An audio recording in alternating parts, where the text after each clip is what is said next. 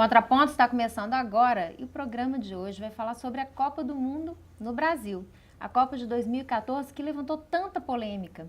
Acho que a primeira questão que a gente pode levantar aqui é sobre a candidatura do Brasil. Por que a época que o Brasil se candidatou a ser sede da Copa, sede do Mundial de 2014, esse evento não parecia tão polêmico, tão problemático, e depois acabou virando uma questão que caiu na agenda de todo mundo, caiu na agenda da esquerda, da direita, caiu na agenda das universidades, dos movimentos sociais e virou o tema do momento.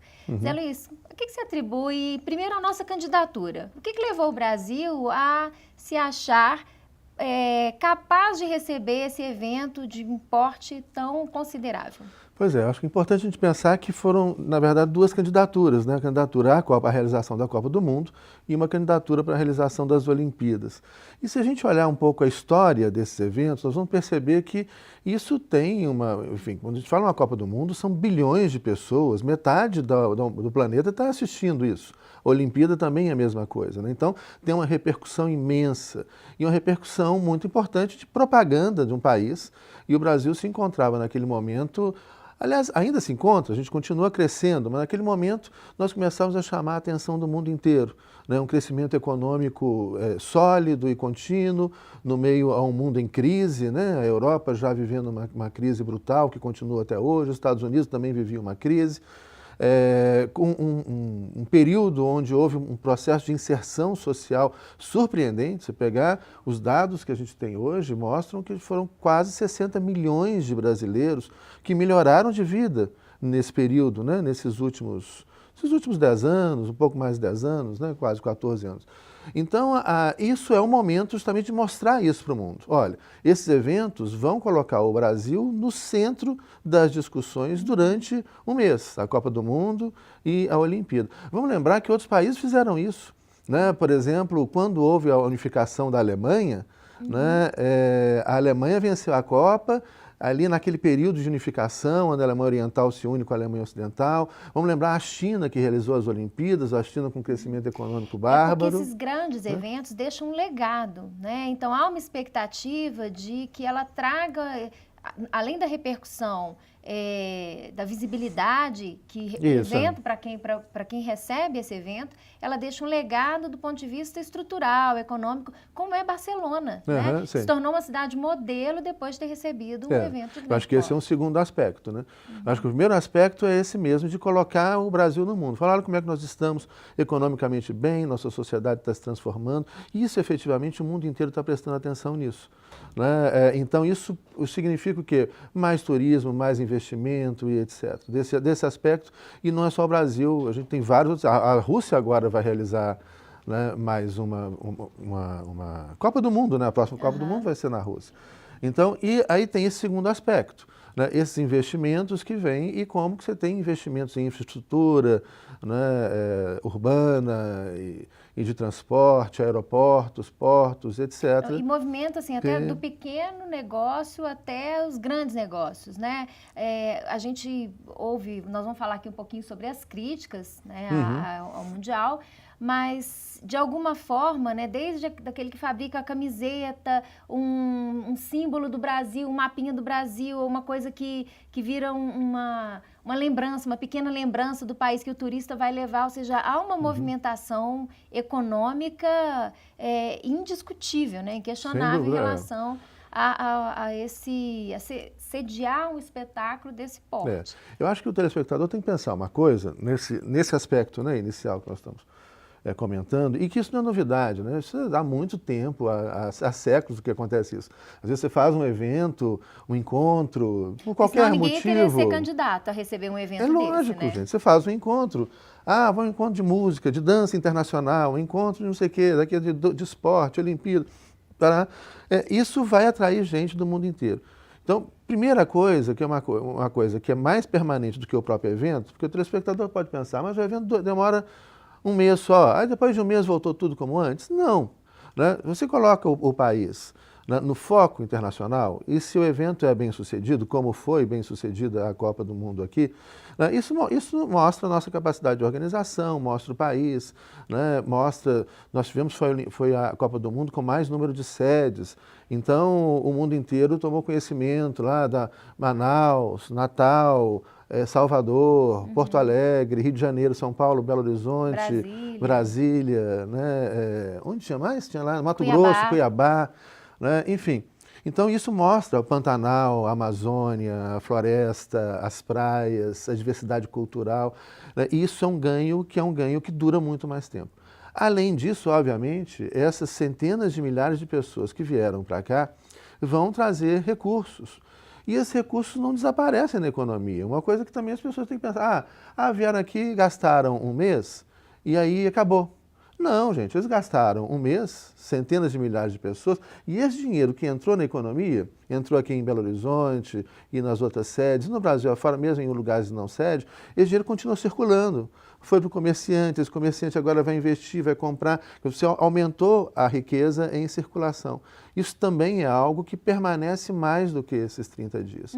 Então isso é toda uma lógica que faz com que esses eventos sejam atrativos para todo mundo. Você lembra que competindo com o Brasil para a Copa do Mundo estava os Estados Unidos também, né? A Rússia, depois vai, enfim, você tem sempre uma... Bom, mas não são só flores, né? Não, isso é E a gente tem também agora, trabalhando em termos de crítica ao evento, nós podemos falar que essas críticas não estão concentradas nem na esquerda nem na direita. Vamos pensar não em termos de governo, né? Inclusive essa foi uma iniciativa do governo anterior, que foi sucedido pelo atual governo, mas foi uma proposta do presidente Lula, e que se tornou alvo de críticas tanto de grupos de esquerda no Brasil quanto de grupos de direita, né? E vamos pensar agora em termos de diferenças de perspectivas, né, que geraram críticas distintas. Então, do ponto de vista da esquerda, Zé Luiz, vamos começar a trabalhar com isso. Né? Quais são os principais pontos colocados pela esquerda brasileira em retaliação a esse evento que foi recebido pelo Brasil?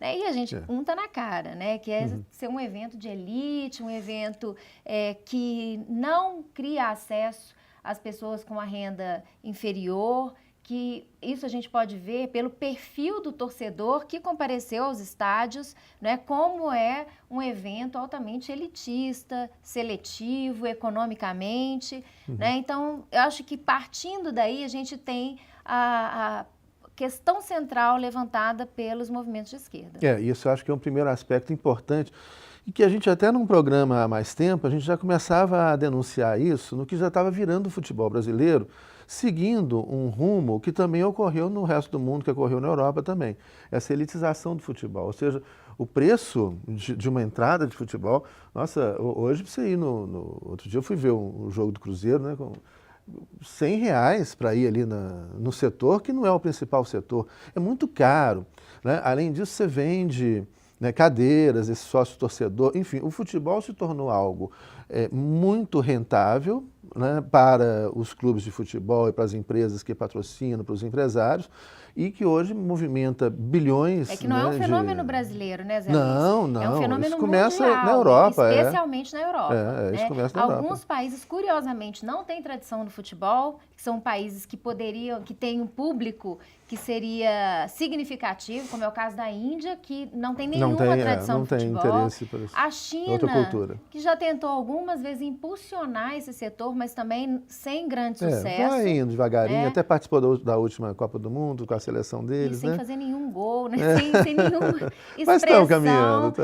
Então, assim, às vezes tem um interesse de clubes europeus de investir no futebol chinês, mas eles têm muito mais interesse em assistir os jogos do que preparar atletas. Então, hoje já há essa preocupação na China, por exemplo, de investir na formação de jogadores. Então, as crianças já viraram alvo assim, de interesse dessas grandes empresas. A China tem sempre um planejamento muito grande. E na área do esporte é sempre uma grande... Agora, o que é pena é isso, né? Se a gente ia ao estádio de futebol há algum tempo atrás, tinha de todo mundo, né? De todas as classes sociais. Agora não, agora virou uma coisa de classe média alta. né? Isso é muito ruim. E a Copa do Mundo foi um evento, claramente, eu lembro, tem um site na internet para o telespectador conhecer que eu acho que é muito interessante, chama Index, com KX no final, Index. Põe lá no Google, Index. Esse Index tem jornais do mundo inteiro. E eu acompanho muito esse Index, quase todo dia eu abro, leio um jornal de Portugal, da França, né? Tem da Espanha, ou é o país da Espanha, que é interessante, tem jornais da Argentina, da Colômbia, do Chile. Enfim, aí a gente vê outras notícias diferentes, notícias que não chegam até aqui, né, para a gente. E eu fui vendo alguns comentários, por exemplo, da imprensa europeia, da imprensa alemã, comentários de como é surpreendente que nos estádios de futebol não tinham negros. Uhum. Isso é uma coisa interessante. E você vê ali o público brasileiro, principalmente um público de classe média alta, né, mais. Então, essa acho que é a primeira grande crítica, né? Transformar o futebol em algo de elite. E, além disso, eu acho que tem outras críticas importantes que a gente precisa mencionar. Né? Assim, e talvez haja uma convergência aqui entre esquerda e direita, essa crítica, mas ela é muito mais forte no âmbito da esquerda brasileira, que é da renúncia à soberania nacional. Sim, com a tal Lei Geral da Copa, que é um escândalo jurídico. É um escândalo. Aquela lei é escandalosa, o telespectador poderia fazer uma leitura, vocês encontram na internet, põe lá a Lei Geral da Copa, encontra o texto da lei, dá uma olhadinha, não é muito longa, bem que ela é grandezinha, mas tem coisas ali escandalosas do ponto de vista jurídico, né, inconstitucionais, que ofendem a soberania nacional. Fazer uma lei, porque a FIFA é uma entidade de direito privado, uma entidade privada, lucrativa, altamente lucrativa. E você faz uma lei no país, mas isso não foi só o Brasil que fez. Não, todos os países que sediaram a Copa agiram da mesma forma. Isso. Então, essa é, na verdade, esse é o argumento de defesa. Falaram, olha, nós nos candidatamos, nós não tivemos interesse, e a gente quer receber, esses são os termos. Sujeite-se a isso. Aconteceu assim na Alemanha, aconteceu assim nos Estados Unidos, na África do Sul. Todos os países que sediaram o Mundial receberam nesses termos, porque são impostos pela FIFA. É um acordo que você faz. Se você quer fazer a Copa do Mundo, então é dessa forma. Se você não quiser, tem quem queira. Né? Agora, então essa crítica surgiu, eu mesmo fiz muito essa crítica de uma lei, que é a lei inconstitucional, e que é uma lei que privilegia, né, os lucros de uma enorme empresa que movimenta aí muito dinheiro, e uma empresa na qual existem suspeitas, indícios, assim, de acusações de utilização incorreta de recursos. Né? Mas isso tem que ser comprovado aqui, não estou afirmando nada, estou falando só o que a imprensa comenta. Não é uma outra crítica, mas é a mesma crítica, né, nesse mesmo sentido do que a gente já vem afirmando aqui, que é a questão de que os lucros gerados, eles estão concentrados nas grandes empresas. Ou seja, quem mais ganhou com o Mundial, quem mais ganhou com esses investimentos foram os grandes investidores. Então, isso não teria chegado aos pequenos. Que o telespectador sabe quem foram os patrocinadores e que, de repente, no estádio, nas redondezas do estádio, só podia vender aquela cerveja, só podia vender aquele refrigerante, só podia vender aquele... Exatamente. Então, até se você pensar em termos capitalistas de livre concorrência, é uma lei contra a livre concorrência, porque ela proíbe os concorrentes a mostrarem sequer os seus produtos na área onde está sendo realizado o jogo. Espaços de soberania de uma empresa. Empresa privada, né? Então, isso é bem polêmico. Uma alucinação, né? Bom, e em termos de crítica da direita, né, nós podemos aqui, talvez, colocar... Acho que na esquerda tem uma coisa ainda interessante, que é a ação violenta do Estado, a repressão violenta do Estado para garantir a realização do evento. E isso realmente é algo que a gente precisa marcar, né, o desrespeito aos direitos fundamentais das pessoas de se manifestarem, de colocarem suas ideias, e a forma truculenta como, em geral, né, a polícia agiu contra os manifestantes, né, contra pessoas que têm direitos constitucionais de se manifestarem. Eu acho que esse é um outro ponto muito importante, né, e que a gente precisa discutir também seriamente isso aí. É verdade. Agora, a direita. Como é que ficou, Tatiana? Bom, esse vai ficar para o próximo bloco. Se você quiser saber quais são essas críticas, aguarda aí um minutinho que daqui a pouco o Contraponto está de volta.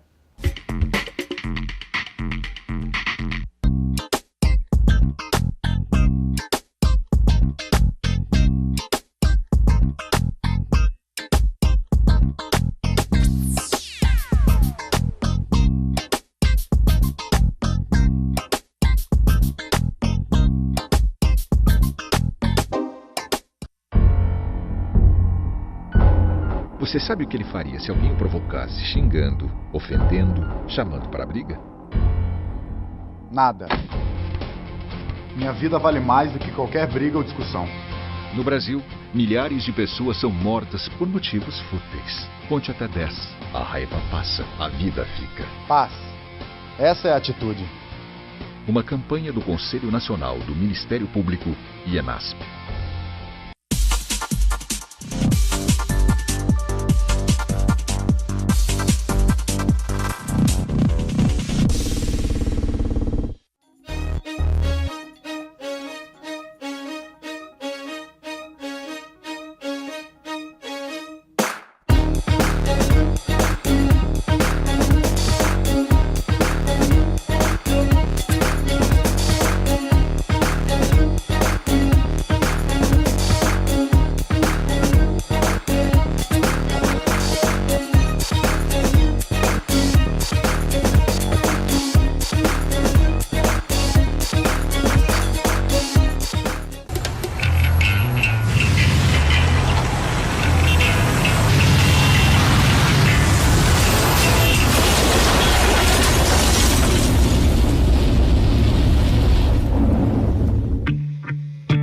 Tempo de conserto na oficina, 5 dias. Tempo de recuperação, 5 anos. A vida é mais frágil sobre 2 rodas. Moto, é preciso saber usar, é preciso respeitar.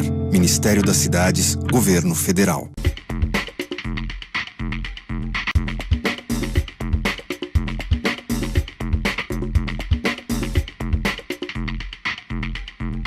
O Contraponto está de volta e no programa desta semana nós estamos falando sobre o Mundial de 2014. Esse evento de grande porte foi recebido pelo Brasil e foi alvo de muitas críticas.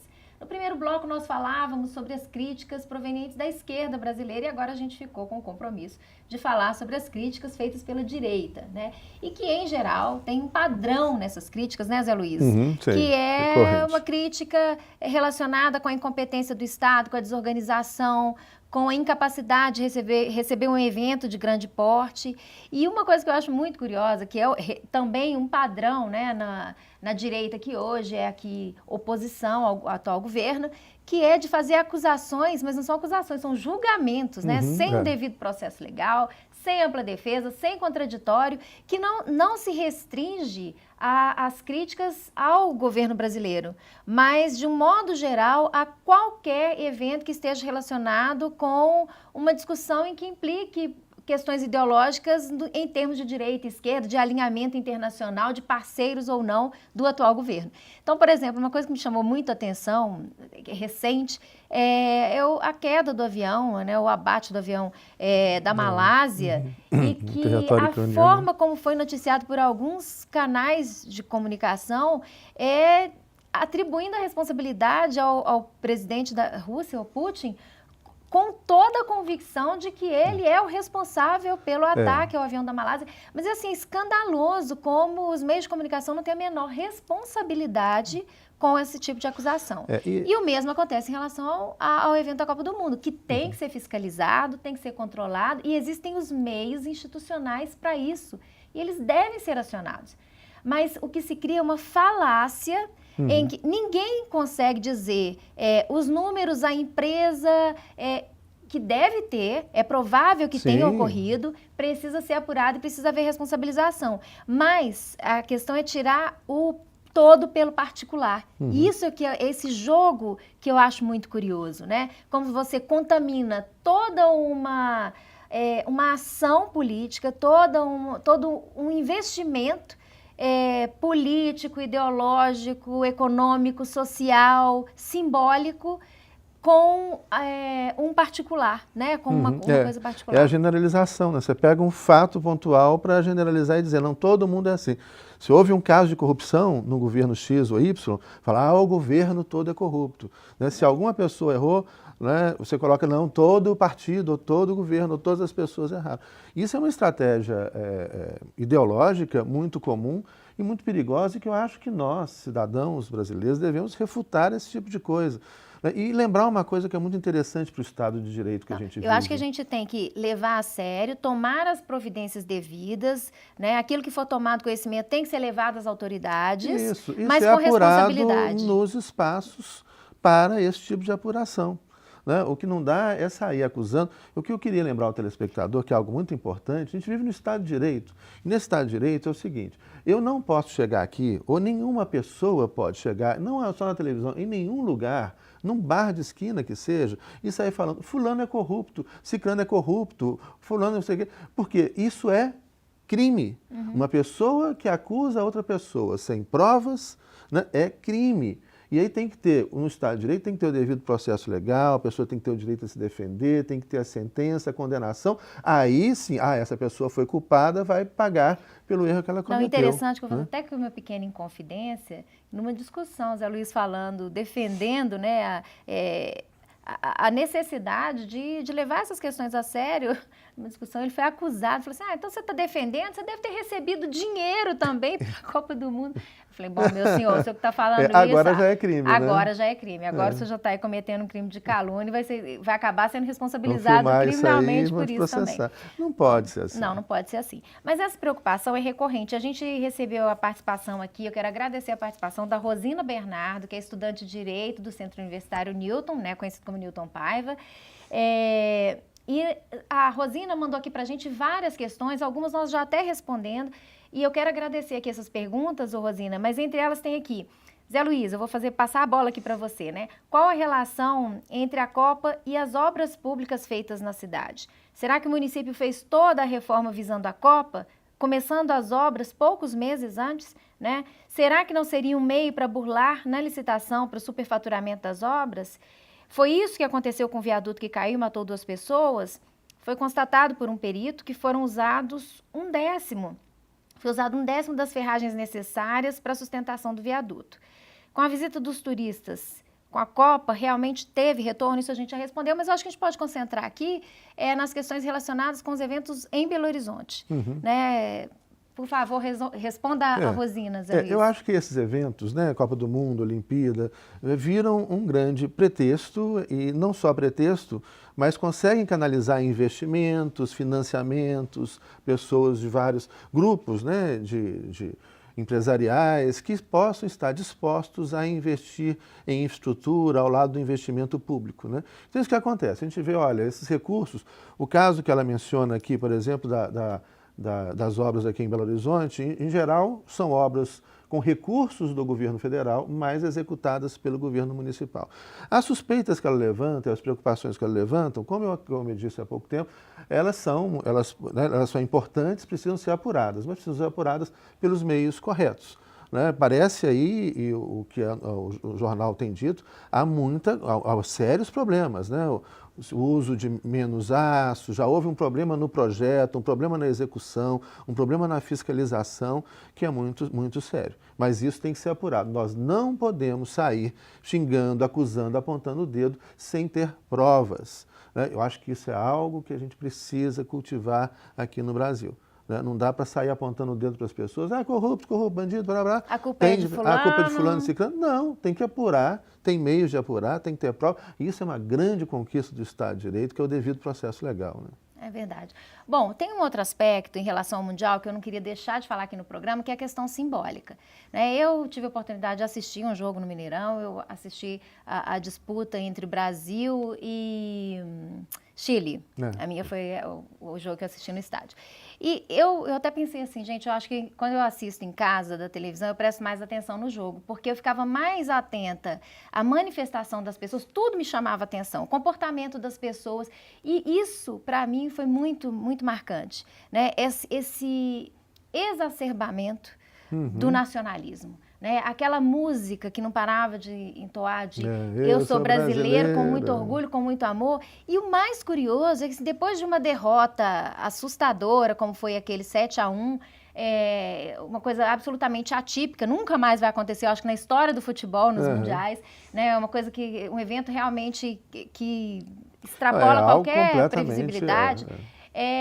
Esses torcedores que são brasileiros com muito orgulho, com muito amor, de repente tomaram, né, uma atitude assim, absolutamente desproporcional. Então, essa atitude nacionalista ela é totalmente emocional e ela tem assim quase áreas de infantilidade, né? Na expressão desse sentimento, dessa identidade, essa identificação que naquele momento parece assim, as pessoas choram, se emocionam, enfim. Como é que você analisa, como é que você avalia Eu acho isso um perigo, né? Copa do Mundo, Olimpíadas são festividades que justamente alimentam e fazem uma espécie de uma manutenção, alimentam a ideia do Estado Nacional, do nacionalismo. E o nacionalismo, se ele pode cumprir o seu papel para manter o Estado unificado, organizado, com o poder hierarquizado e as coisas funcionando, né, dentro da lógica estatal, do Estado moderno, né? Hoje a gente tem, né, só na ONU 193 estados, estruturalmente estados modernos. Bom você ter tocado nesse assunto, vou fazer uma pequena intervenção, Zé Luiz, é que a FIFA tem mais estados ligados a ela do que a ONU. Isso é curiosíssimo, são mais de 200 na FIFA. 207, uma coisa assim, e na ONU né, não chega ainda aos 200 estados. Na ONU são 193 estados, na FIFA tem mais. Interessante. E aí vem a pessoa desfila com a bandeira, toca o hino, as pessoas choram. E eu acho, inclusive, que aquele exagero, nenhuma outra seleção fez isso, aquele exagero dos jogadores brasileiros chorando, né, gritando o hino. Olha, isso já mostra um desequilíbrio. Né? Foi um equívoco. Obviamente, isso foi uma orientação da comissão técnica, né? Vamos gritar o hino, essa coisa nacional. E o nacionalismo é muito perigoso. Eu não gente. sei, eu não compartilho com você. Eu acho que foi uma orientação. Eu não acho que foi, mas enfim. Mas assim, o equilíbrio emocional, né? Como que a Alemanha investiu no equilíbrio emocional dos jogadores, com outras psicólogos, equipes outras equipes também, várias outras equipes. E o Brasil não investiu isso. Vamos discutir isso com a questão da Alemanha daqui a pouco. Mas eu acho que é uma festa de manutenção desse nacionalismo, e o nacionalismo é muito perigoso. Ele, na medida certa, ele pode ser importante dentro de um contexto histórico, dentro de uma realidade histórica do Estado Nacional. Mas a sua exacerbação gera conflito, gera briga. Como é que a gente vê a gente brigando no meio da rua? Porque eu sou brasileiro, o outro é argentino. Né? Essas generalizações, o nacionalismo sempre levou a violências enormes. Né? A gente pegar a Segunda Guerra Mundial, é o ultranacionalismo, né? O ultranacionalismo alemão ali. E geralmente esse outro, eu sou brasileiro, o outro é menos do que eu. Né? Eu sou alemão, o outro é menos. É sempre essa coisa narcisista, né? Eu sou nacional porque eu não sou aquele outro que é menos do que eu. E eu acho que a Copa do Mundo e a Olimpíada incentivam isso. Eu adoro futebol, né? Adoro o meu Cruzeiro Esporte Clube. Né? Essa máquina, Atlético, essa máquina de futebol maravilhosa. Agora, essa coisa do nacionalismo, Copa do Mundo, ainda mais envolvendo essa grana e muita confusão que tem aí, como a gente viu, a Polícia Federal aqui investigando, a Polícia Brasileira, né, aprendendo o inglês, etc. Isso eu acho barra pesada, eu complicado. Também. O futebol é uma paixão. Eu, por exemplo, admirador desses eventos. Não. Tenho muito orgulho de ser campeã da América e campeã da Recopa. Campeão brasileiro. Mas aqui tem uma pergunta ainda interessante da Rosina, que é relativa à manipulação dos resultados. Né? E ela pergunta assim, quanto ao jogo, foi comprado? O Brasil se deixou vencer? O Neymar tinha que ter saído? Ele realmente não se machucou, como se tinha falado? Né? Bom, vamos pensar agora em termos de resultado. Eu acho que é uma coisa também importante ser tratada sobre a vitória da Alemanha. Né? Uma coisa que me chama muita atenção.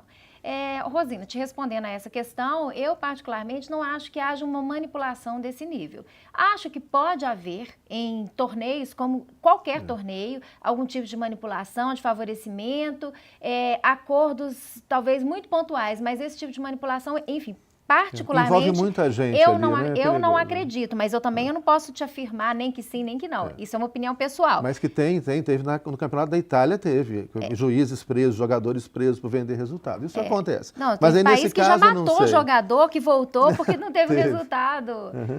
Muito bom. Mas, enfim, sobre a vitória da Alemanha, eu acho que é uma coisa importante de ser dita, né?